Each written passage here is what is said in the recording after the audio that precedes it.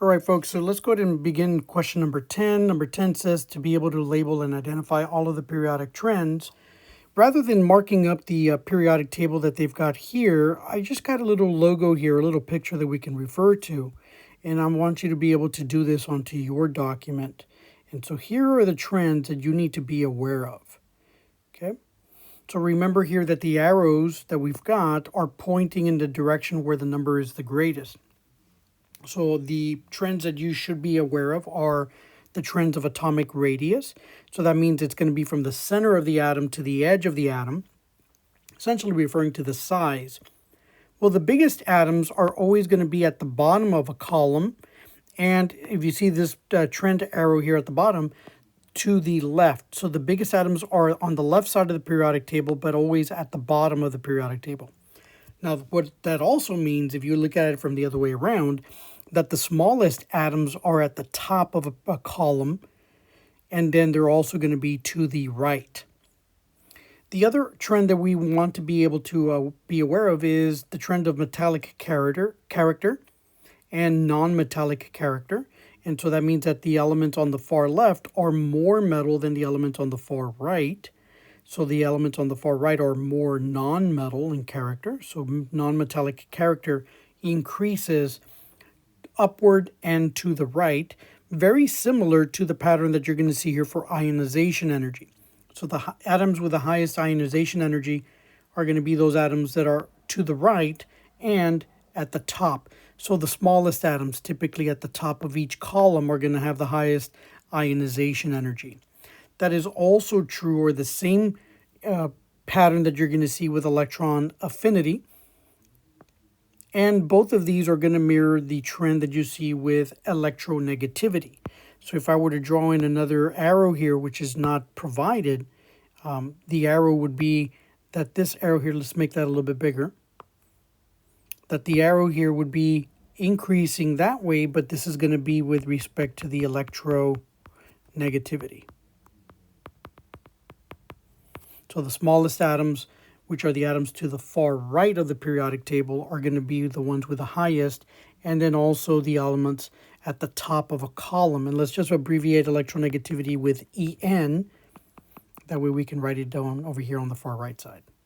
Okay. So these are the trends that you definitely need to be aware of for problem number 10. All right, so let's take a look at the next problem. That's problem number 11. Let's move the page over. And so here we've got problem number 11 at the top of the page. And so what we want to make sure that we do here for problem number 11, name 3 elements in the same group. What do they have in common? Name 3 things elements in the same group have in common. So one thing that you should know about elements that are in the same group, and let's bring that periodic table up here just so that we can reference it. Let me bring this over, and then I'll bring it over here on the right-hand side. So here's the periodic table on the right-hand side. And so what we're talking about here is elements in the same group. We're talking about elements in the same column. So it doesn't matter which column we're talking about. What's 3 things that elements in the same group are going to have? And so let's go ahead and write these down over here to the right of the question. All right, so let's get to it. So the 3 things that they'll have in common are the following. So since they're in the same group, what they're all going to have, number 1, is that they're all going to have the same valence number. So that'll be the first thing. So they're all going to have the same valence number. So if we look at elements in group 1, and let's bring that periodic table up one more time. Let's bring it up over here. So these elements over here in group 1, since they're all in group 1, all of these elements are going to have the same number of valence electrons. And that's what we refer to as the valence number. The other item that they're going to have in common is that they're going to have similar chemical reactivity. So these elements are going to react very similar.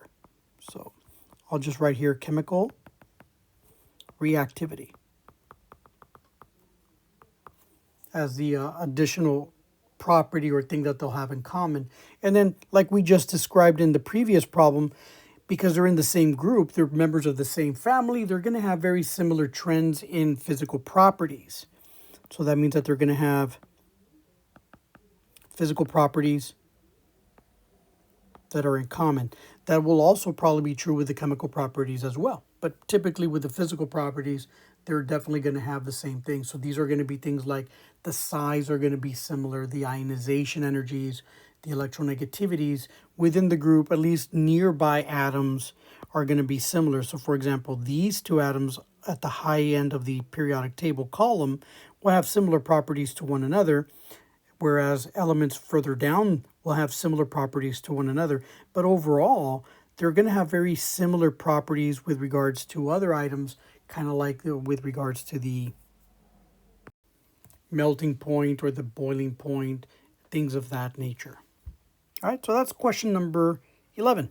So let's go ahead and turn our attention here to question number 12. Name two things that makes group 18 special. So if we look at group 18, let's bring group 18 up here. Let's bring the periodic table over, and group 18 is literally going to be this group here at the very end. Okay, so one thing that makes this particular group special is that they are all going to have what is known as the, and let's go ahead and put this in blue, they're all going to have the octet. So all of them have the octet. The exception here is helium, since it can only accommodate 2. Its special octet is that it only has 2 in its outer valence orbital. Otherwise, all the other elements here are going to have 8 electrons that fill up the S and the P. So that's one thing that they have that makes it special for group number 18. And then the other item, it's an extension of this one, and so let's go ahead and write number 2. Since it does have an octet already, it already has a full octet, that makes these elements here in group 18 very less likely to react. So they have low reactivity. And that's largely because it doesn't have any more ability to accommodate any incoming electrons because it already has its 8. It's got a full octet. So that makes them very less likely to interact or react with other electrons. Makes them very stable. All right, let's go ahead and move on. We're going to go look at question number 13. So let me move the periodic table out of the way. And if we look at question number 13 here, question number 13 is asking us, rank the following in order from least to greatest in terms of electrons. And so that typically what you want to be able to do for this is you want to look at these electrons here. We're looking at beryllium, neon, oxygen, and sodium. Go look them up on the periodic table and look at the atomic number. The atomic number will tell you the number of electrons. And so what I'll do is I'll go look it up. I'm going to go ahead and place the number of electrons down below for each of these 4, and then I will go ahead and rank them right over here on the left-hand side. So here, if we look at this, beryllium is number 4. So the electron count for beryllium, electron count here is 4. The neon electron count is equal to 10. The electron for oxygen is 8, and the electron count for sodium is going to be 11. So it wants us to go ahead and rank these from least to greatest. So if you look at this, the order, if we're ordering these here, beryllium should be first, and then followed by oxygen, and I'm going to put oxy for oxygen, followed by neon, followed by sodium, Na. And the reason that I'm using this less than symbol here between beryllium and oxygen and the other atoms is just to denote that the beryllium is the smaller in terms of the number, because it has a number of 4 electrons. The next number is oxygen, and that's the one that comes next, followed by neon with 10, and then last, sodium has 11, so it goes at the very end. Okay, so there is that one. Let's go ahead and move on to question number 14.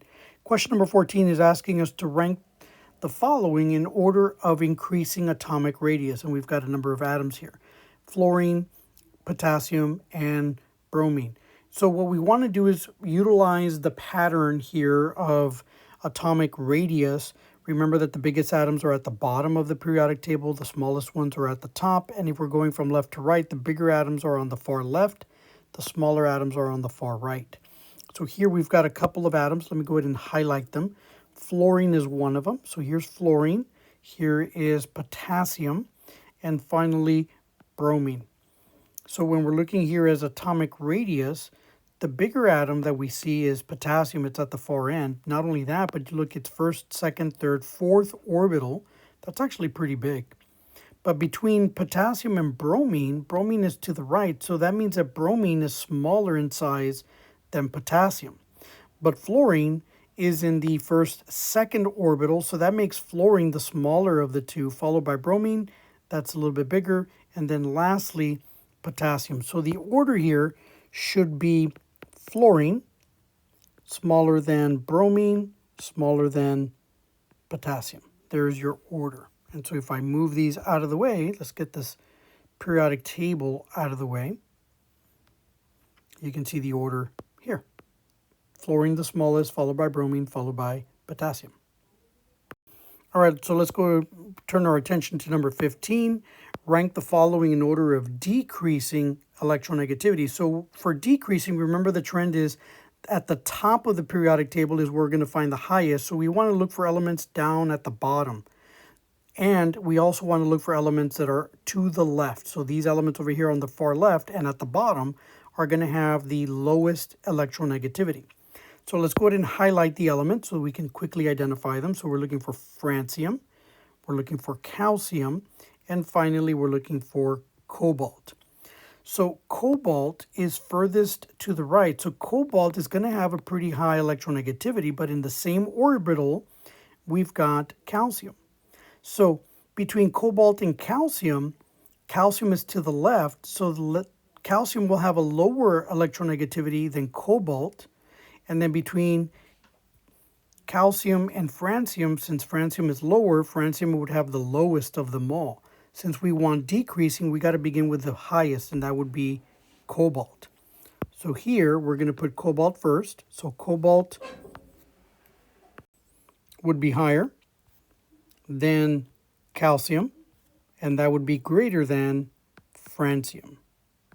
So francium would have the lowest, and so it's at the very end. Notice here I'm using greater than symbols between the atoms to represent that the biggest one, where the one with the highest electronegativity is cobalt, and as we go from left to right, the way I've written it here, this is a decreasing order because calcium will have a lower electronegativity than cobalt, and francium will have a lower electronegativity than calcium. All right, let's go ahead and turn our attention to question number 16. Number 16 is asking us to rank the following in order of increasing ionization energy. So that means we want to look for the elements at the top of a group and to the right, because that is the trend that we had seen before. So we want to make sure that we look at that. So let's go ahead and highlight the atoms. So here we've got beryllium, antimony, and xenon. So let's go ahead and highlight them on the periodic table down here at the bottom, and then that will give us a little bit of a visual ability for us to identify them. All right, so these elements are down here at the bottom, and let me see if I can point them out here. So we've got antimony, we've got beryllium, and we've got xenon. The good news is that they're all in the same period, and so that's easy for us. So increasing ionization, we know that ionization increases as you go from left to right. So here, since they're all in the same periodic row, the lowest ionization is going to be for antimony, then followed by beryllium, which would have a higher ionization energy, and then the highest ionization energy should result with a xenon at the very end. So let's go ahead and write that down. Here we've got increasing ionization, so that would be antimony, followed by beryllium, followed by xenon in that order. All right, question number 7 is asking us to identify what are valence electrons. So the word here, valence, those are going to be electrons that are in the outer orbital. So valence means outer orbital, and then electrons is what we're talking about. So these are electrons that are inside that outer orbital. Question number 18 is asking us to differentiate between the following: atom, isotope, and ion. So probably what we'll do here is let me just go ahead and put the definitions for each one here so that you can see what I'm talking about. So let me do that now. All right, so let's go ahead and differentiate these three things. So an atom here is the smallest unit of an element that is composed of protons, electrons, and neutrons. The thing about the atom here is that these are always presented as neutral. So that means that the number of protons is equal to the number of electrons. So is zero charge. When we talk about an isotope is like an atom here. So you've got variations of an element with the proton, electrons, and neutrons, but the differentiating item here is that you are going to have different number of neutrons for this particular atom. So the number of neutrons is different for every version of an isotope that you've got, but the proton number stays the same for all of them. And then finally, an ion is essentially an atom, but it could also be a molecule that has either gained or lost electrons. And here's the thing, if you've lost electrons, then that means that the charge is going to be positive. But if you have gained electrons, your charge is going to be negative.